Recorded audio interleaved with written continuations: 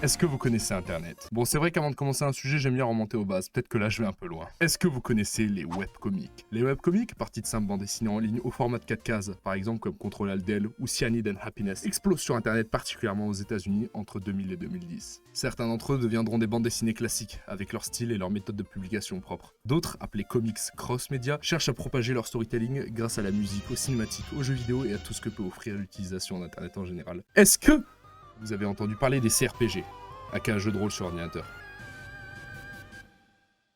De base, les RPG se sont étendus à la fin du siècle dernier, grâce aux jeux de rôle sur table qui permettaient de vivre son histoire à travers un univers défini, Cyberpunk ou Tolkien avec Donjons et Dragons. Il s'est étendu sur ordinateur, soit pour but d'être plus immersif, soit plutôt du côté du RPG japonais, de raconter une histoire déjà écrite à travers les yeux d'un personnage. Earthbound, c'est un nom notable du JRPG, car il est repensé avec beaucoup d'humanité et beaucoup d'humour la manière d'aborder les sujets lourds grâce à une histoire simple avec des personnages attachants. Attends mec, on va vraiment où je pense là? Ça, c'est New Hampshire, et en 1991, un homme qui aimait la musique et le Japon naquit.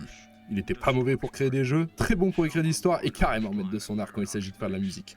Un gars qui aime beaucoup Earthbound, fait des projets musicaux pour un certain webcomic, le développement presque complet du meilleur jeu de 2015, voire tous les temps pour certains. Oh non mais tu vas quand même pas? Bienvenue dans cette vidéo, c'est Ochrome au micro et aujourd'hui on va parler de Toby Fox. This is that story.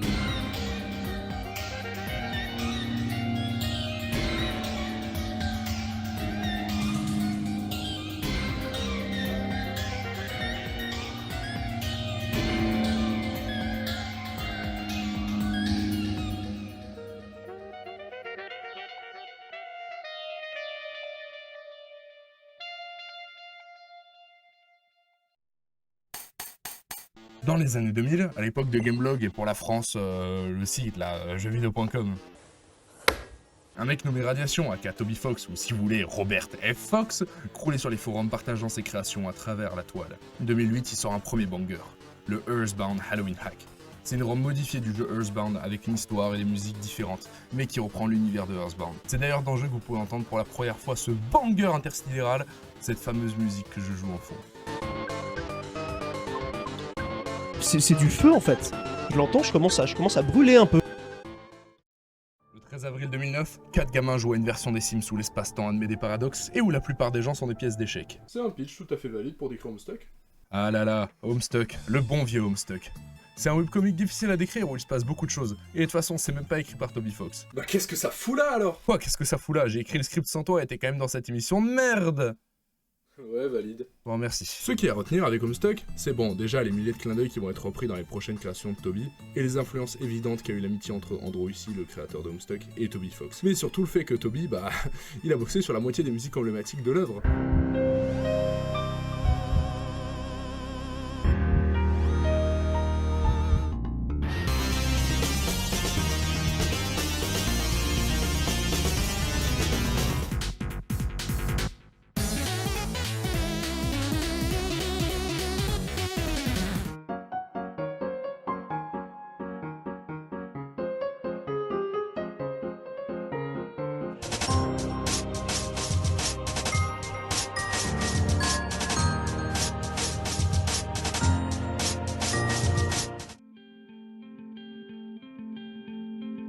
Du comic en 2016, pendant un passage de la cinématique Collide, où il y a une musique qui d'ailleurs s'appelle Opa Toby Style, on peut apercevoir un écran qui ressemble tout particulièrement à un jeu sorti en 15 septembre 2015. Tout le monde se souvient parfaitement de Undertale. De toute façon, en 2015, il y avait quoi à part Undertale?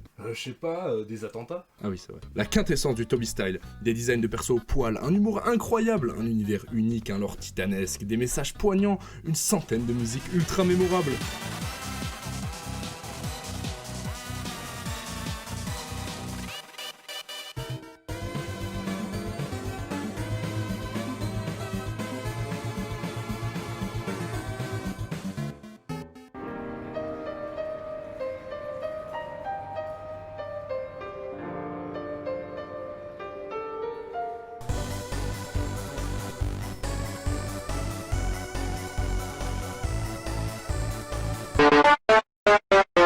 Merde, y a trop de feu. Là, ma maison, elle brûle. 3 fins différentes, un gameplay incroyable, la pire communauté de l'univers et des graphismes aux fraises. Bon, on peut pas être bon partout, hein. Non, je kiffe le pixel art, mais là, Toby t'as fait aucun effort. Le jeu a fait x10 sur son objectif de financement. Il a marqué au fer rouge la scène des petits RPG indés à message. Car, bah, c'est le premier qui a vraiment percé. Toby va remettre le couvert en 2018 à Halloween. décidément, en faisant croire que son Twitter s'était fait hacker. Il y publie un lien pour un jeu, un univers alternatif à Undertale appelé Deltarune. Certains persos semblables, une histoire qui a rien à voir, et putain, my guy never miss. Le jeu est encore en développement, mais c'est juste parfait. Un lore encore plus approfondi, des beaux graphismes, cette fois-ci un gameplay encore meilleur, et les musiques.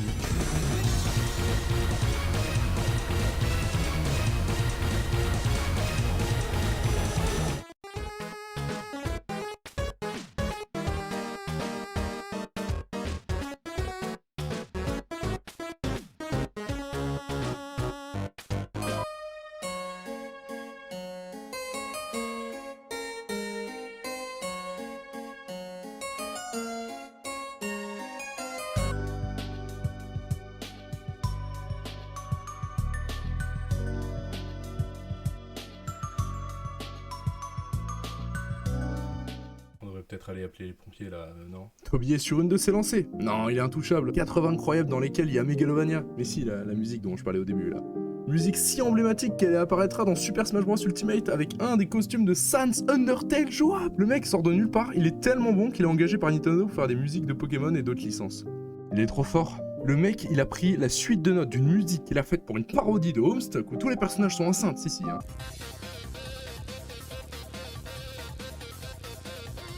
Il l'a donné à Nintendo et ils ont dit « Ouais, valide. Non, valide, valide. » Toby Fox, pour moi, c'est clairement une inspiration. J'aime imaginer des personnages ou des scènes, illustrations sur certaines de ses musiques. Sa tracklist, c'est du pain béni. Sans parler de sa manière d'écrire du lore caché ou des deuxièmes lectures dans chacun de ses personnages. J'imagine aussi que musicalement, il y a beaucoup à apprendre, mais je suis incompétent. Bon, en conclusion, si vous avez plus d'inspi, faites des squelettes qui rigolent. C'était Ochrome, out.